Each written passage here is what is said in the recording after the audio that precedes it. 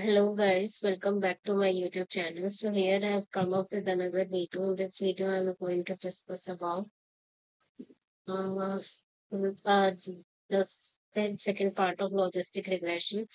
So we have seen the equation hypothesis of logistic regression, which theta of x equals to 1 upon a 1 plus e to the power minus theta naught plus theta 1x. So, and the sigmoid function also, we have seen what was the sigmoid function. So that was g equals to 1 upon 1 plus e to the power minus x. So now we'll study more about this because we haven't seen the law cost function of logistic regression till now. So now I will discuss about the cost function of logistic regression. So for that, first we will see that what is the issue with the sigmoid function. So what we have seen here is sigmoid function मेरा कुछ ऐसा ठीक है sigmoid function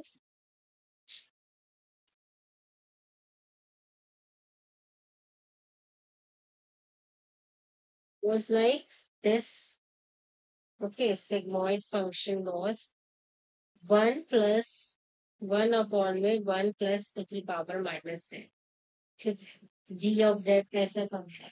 अब sigmoid function में क्या होता है सिग्मॉइड फंक्शन के बारे में दो बातें. सिग्मॉइड फंक्शन अगर मेरा इस तरीके से ग्राफ बनता है सिग्मॉइड फंक्शन का पहले तो ये मेरा एक्स एक्सिस है मेरा वाई एक्सिस है ऐसे करके ऐसे ये मैंने बताया था ना स्क्वेशिंग होती है तो यहाँ पे मेरा 0.5 है यहाँ पे मेरा 1 है तो यहाँ पर है मेरा 0 यहाँ पर ये है मेरा z और ये है मेरा g. So if the value of z is greater than greater than 0,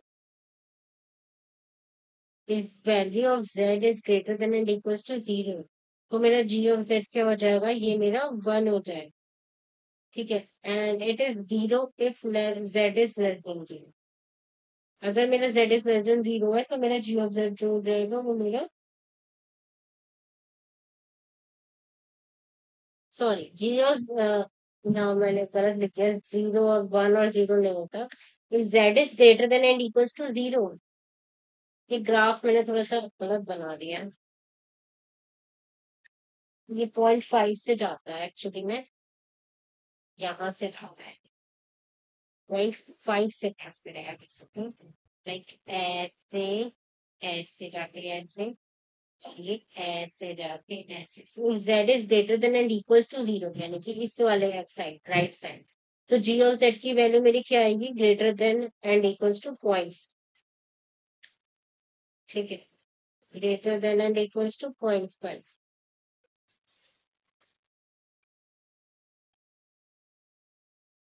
greater than and equals to 0.5 और अगर इट इज लेस देन 0 तो g ऑफ z की वैल्यू क्या आएगी मेरी 0.5 ठीक है तो ये आ जाएगा मेरा सिग्मॉइड फंक्शन ठीक है so let's say we have a training set in which we have values like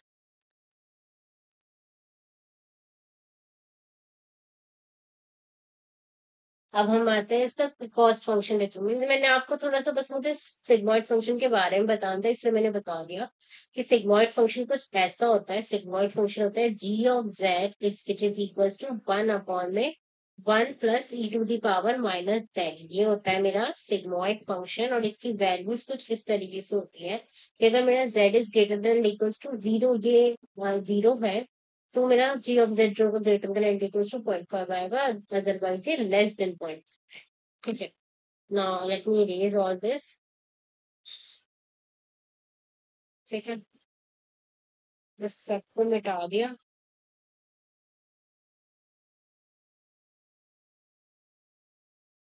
अब हम देखेंगे कि हम कॉस्ट फंक्शन कैसे निकाले अपने लॉजिस्टिक रिग्रेशन का ठीक है ये सब हटा दिया अब इसके बाद हमें देखने के कॉस्ट फंक्शन कैसे निकाले अपने लॉजिस्टिक रिग्रेशन का. So let's say we have a training set in which we have values like this.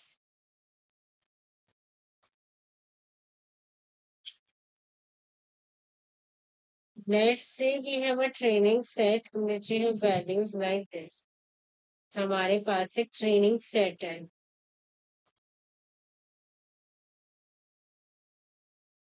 जिसमें हमारे पास इस तरीके की वैल्यूज है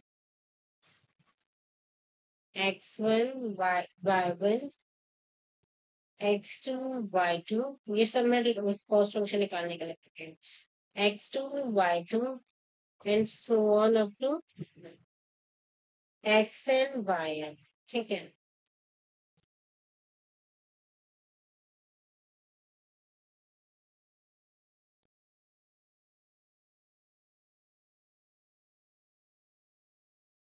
xn yn, ठीक है। So here x belongs to, so here x belongs to x naught, x1 and so on up to xn। And y जो होगा वो मेरा या तो 0 होगा या मेरा 1 होगा, है ना। और y मेरा कुछ ऐसा होगा, ठीक है। So equation of logistic regression में ही, तो सपोज उसमें मैंने बस एक ही पॉइंट था ना, तो मेरे इक्वेशन मॉड फंक्शन आ रहा था 1 अपॉन में 1 plus e to the power minus theta not plus theta one है। लेट्स से मेरे पास अब एक्स बहुत सारे हैं, theta not plus theta one है, ठीक है। तो मेरा जो क्या कहते हैं,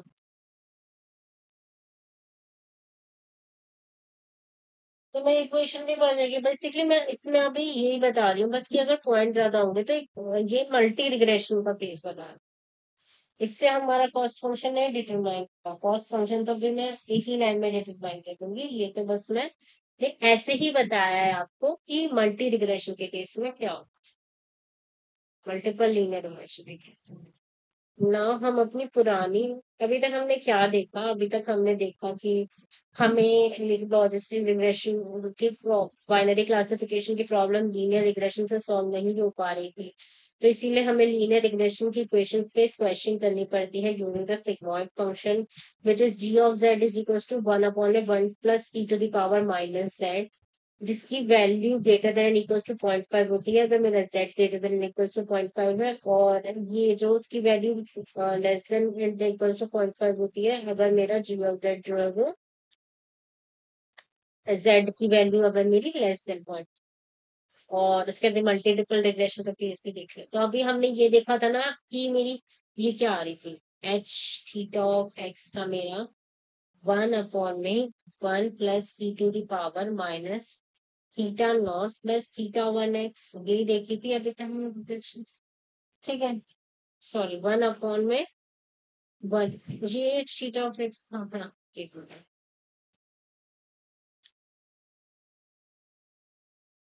जी ऑफ, हाँ ये था ना मेरा हाइपोथेसिस लॉजिस्टिक रिग्रेशन का 1/में 1 plus e to the power minus theta not plus theta one of x, ये था, ठीक है।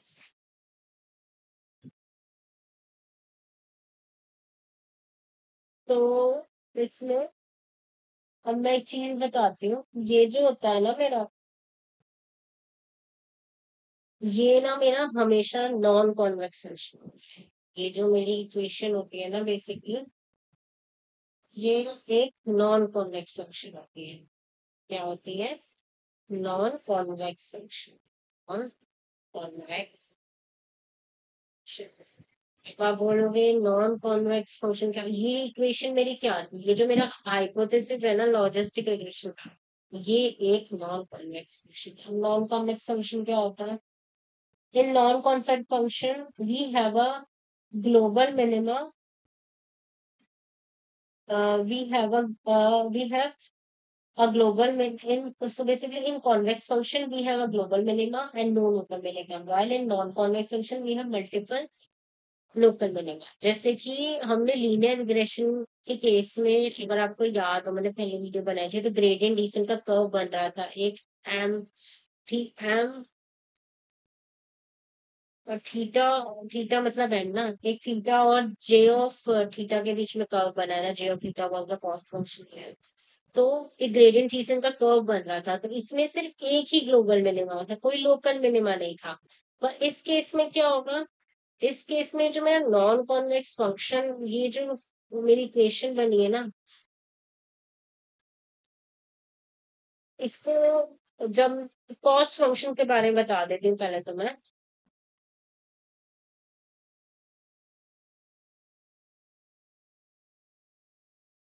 ये मेरा एच थीटा ऑफ एक्स है ना,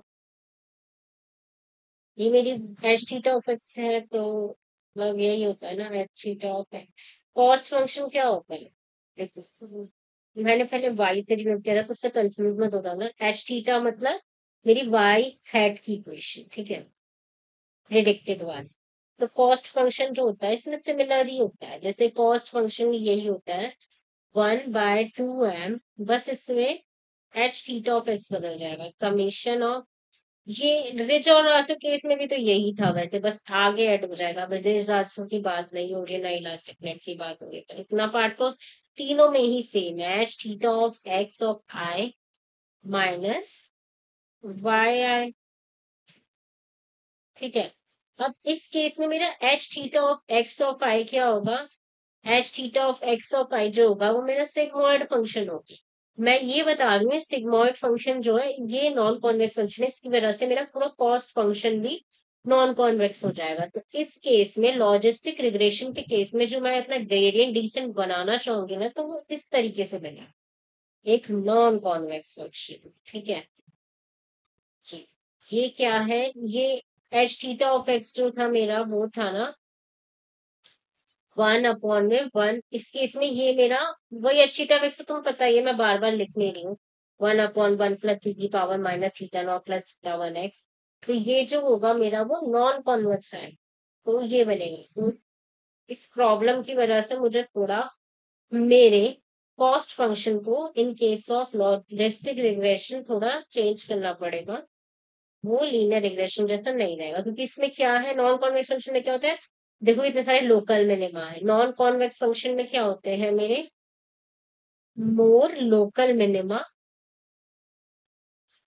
ठीक है, लोकल मिनिमा, और कॉन्वेक्स में zero local minima.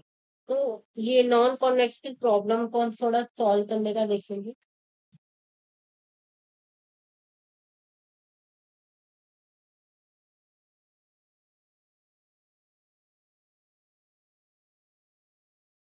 Can say that because it's a not convex, that's why we will try to change the cost function. So we can say that due to the presence of convex non-convex function जिसकी local minima पे आएंगे, तो वहां पे slope जो होगा मेरा वो जीरो हो जाएगा, तो आगे थीटा अपडेट ही नहीं हो पाएगा।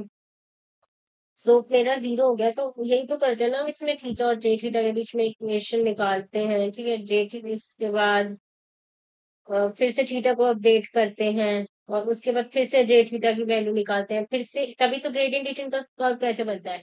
एक हमने स्टार्टिंग में थीटा लिया, उसके बाद जे थीटा फाइंड आउट कर लिया कॉस्ट फंक्शन से, उसके बाद थीटा को अपडेट करते हैं हम बार बार कन्वर्जेंस थ्योरम की हेल्प से। तो इस केस में क्या होगा, पहले ही थीटा और जे थीटा का बीच का जो ग्राफ बनेगा उसके बाद मेरी एम की वैल्यू जीरो हो जाएगी, तो आगे अपडेट ही नहीं कर पाएंगे कन्वर्जेंस थ्योरम से, तो इसलिए थीटा स्टक हो जाएगा, इसीलिए हम इसका कॉस्ट फंक्शन कुछ अलग वे में डिफाइन करने वाले हैं। देखते हैं चलो कैसे डिफाइन करेंगे।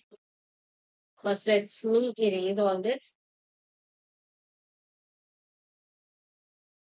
अब समझ आ गया क्यों डिफाइन कर रहे हैं, बिकॉज सिग्मॉइड फंक्शन जो है ये नॉन कॉन्वेक्स फंक्शन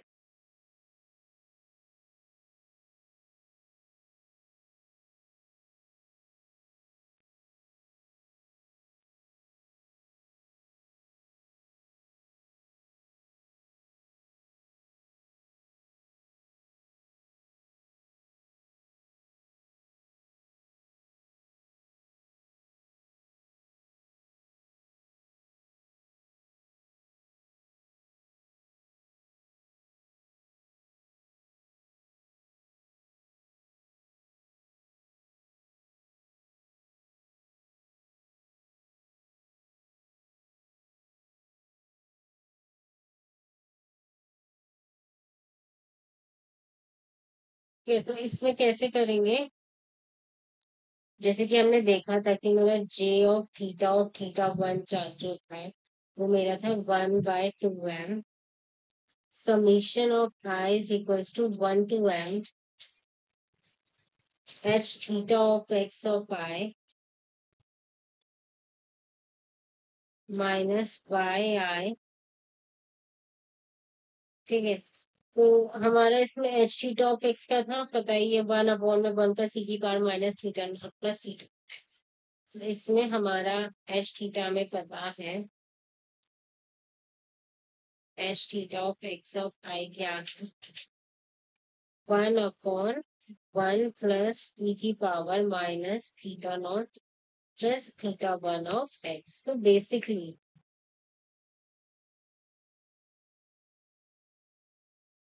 ये है क्या मेरा, ये बेसिकली मेरा क्या है, ये मेरा कॉस्ट ऑफ, ये मेरा कॉस्ट ऑफ, ये किस चीज का function, H theta of X I.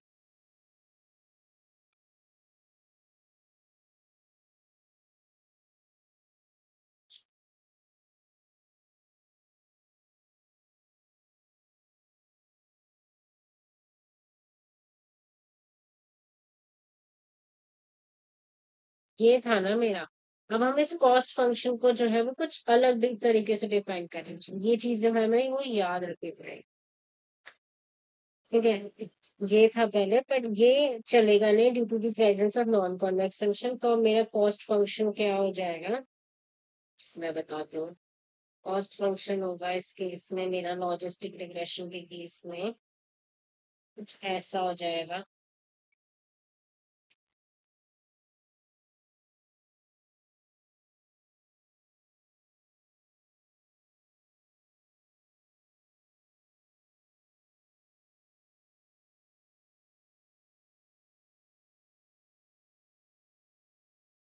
Cost function हो जाएगा मेरा इस केस में,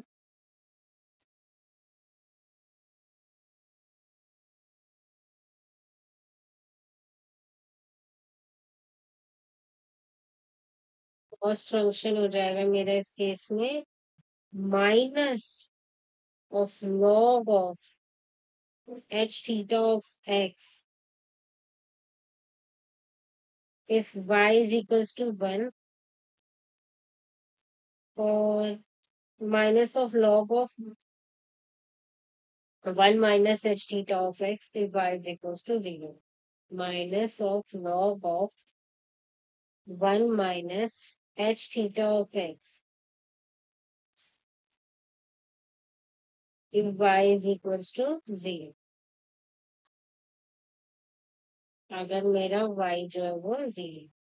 ये चीज आपको याद रखनी पड़ेगी, अगर मेरा y 0 है तो मेरा कॉस्ट फंक्शन की वैल्यू क्या होगी, minus log of H theta of x if y is equal to 0 1, and इसकी वैल्यू होगी minus log of 1 minus of H theta of x equals if y is equals to 0। ठीक है,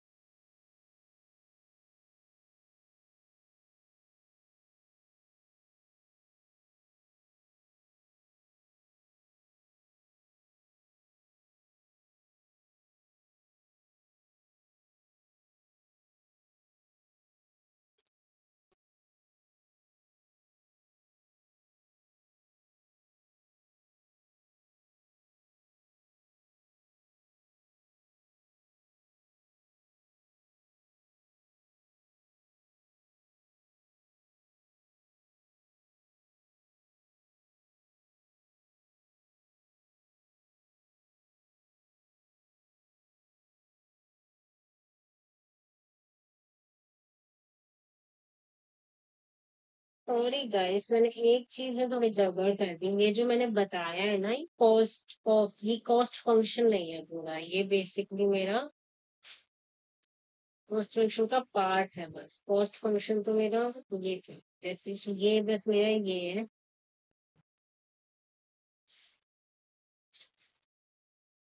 cost of H theta of x of I comma Y of I, ये तो मेरा यही, ठीक है। कॉस्ट फंक्शन तो मेरा यही था, कॉस्ट फंक्शन जो था वो मेरा यही था, 1/2 summation of I is equals to 1 to m h theta of x of I minus y I of x का होल स्क्वायर। ठीक है, ये जो मैंने ऊपर इसमें एच थीटा ऑफ एक्स, तुम्हें पता है ये क्या था, ठीक है। ठीक है, ये जो मैंने लिखा है ना, ये मैंने इसके लिए लिखा है, इस वाले पार्ट के लिए बस, ये है, ठीक है। अब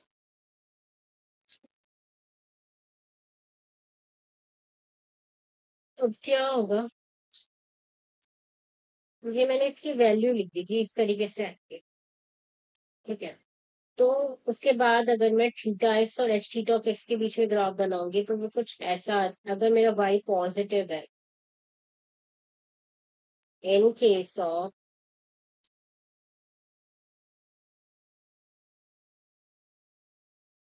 ये वैल्यूज तो याद रखनी पड़ेगी माइनस लॉग वाली, ये इसका कोई चारा नहीं है,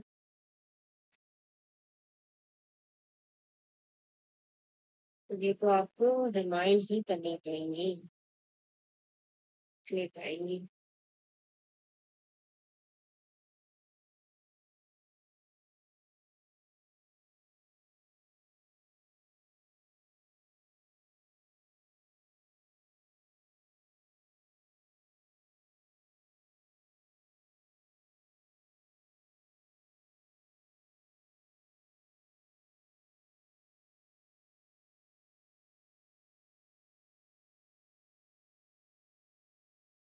सुना, हमने ऐसे ग्राफ बनाया है, थीटा और एच थीटा एक्स और minus log of H theta of x के बीच में जब अगर हम ग्राफ बनाएंगे ना, if y is equals to 1 के लिए, तो ये कुछ ऐसा बन के आएगा। और अगर हमने y को 0 करा और उसके बाद बनाया ना ये थीटा एक्स और minus of the log of 1 minus h theta of X, तो ग्राफ कुछ ऐसा आएगा। तो दोनों को मिला के ग्रेडियंट डिसेंट जैसा कर्व बन गया। सो यही बताना था बस। एच थीटा, सॉरी थीटा नहीं, एच थीटा लिखते हैं, okay, H theta of x और माइनस ऑफ, ये दो चार चीजें बस इसमें याद रखने की है, ये एक तो ये ग्राफ और वो लॉग वाली वैल्यूज, ठीक है। उसके बाद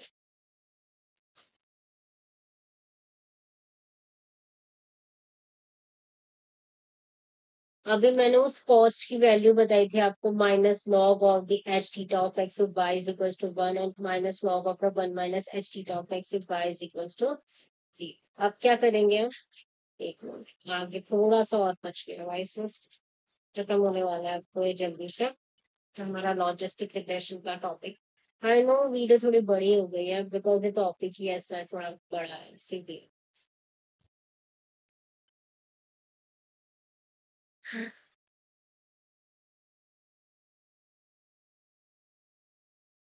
सो हमारा ये जो है ना बेसिकली, अभी हमने इसकी वैल्यू लिखी थी एक्चुअली में, कॉस्ट ऑफ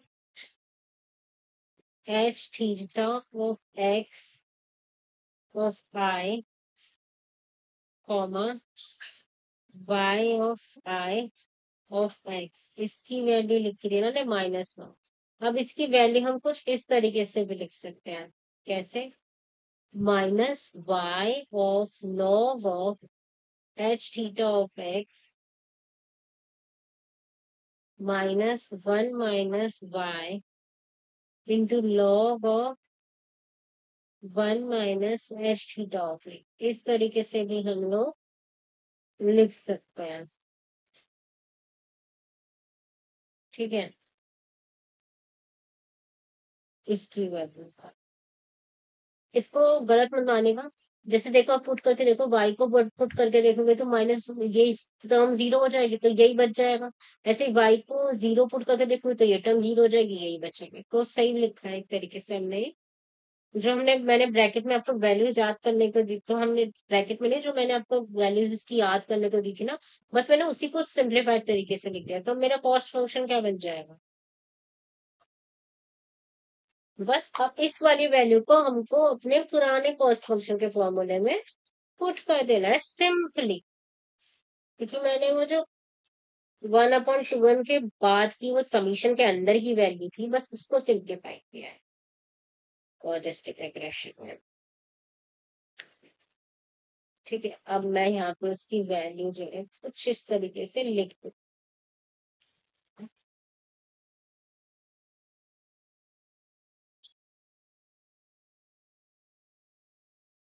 यहाँ पे मैं लिख दूंगी कि मेरा कॉस्ट फंक्शन क्या आ जाएगा। कॉस्ट फंक्शन आ जाएगा मेरा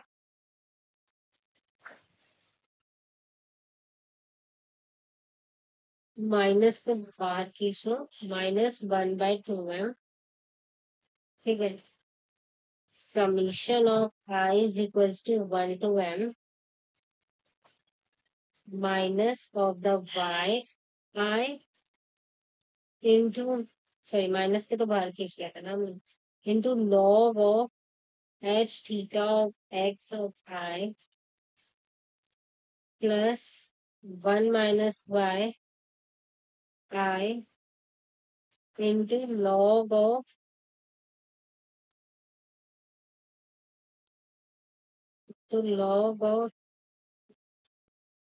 h theta of x of I। ठीक है, ये आ गया मेरा कॉस्ट फंक्शन का फॉर्मूला। ओके, ये है मेरा बेसिकली लॉजिस्टिक रिग्रेशन का कॉस्ट फंक्शन फाइनली। सॉरी, इसमें थोड़ी सी मैंने गड़बड़ कर दी है, यहाँ पे 1 माइनस आएगा ना, तो 1 माइनस ही तो था। ये है मेरा लॉजिस्टिक रिग्रेशन का कॉस्ट फंक्शन, और सिमिलरली इसमें भी वही मेरा यूज होगा, क्या कहते हैं वो, वही कन्वर्जेंस थ्योरम यूज होगी। बस इसमें क्या हो जाएगा, ये होता है ना थीटा कन्वर्जेंस थ्योरम में, तो theta J is equal to theta J minus partial derivative of theta J. तो यहाँ पे मेरा कॉस्ट फंक्शन आता है, तो यहाँ पे मेरा ये वाला कॉस्ट फंक्शन आ जाए, कॉस्ट फंक्शन ऑफ ये हो जाएगा H theta of x of I comma Y I. ये जो हमने निकाला था ना पूरा जो आज, मतलब 1/2 को हटा के निकालते हैं ना, इसलिए minus by of i of ये बात। ठीक है, that is all for today guys. Now we'll meet in another video with another session. Until then, goodbye. Please do hit the like button, please share the video as much as possible, and please do subscribe to my channel. Thank you.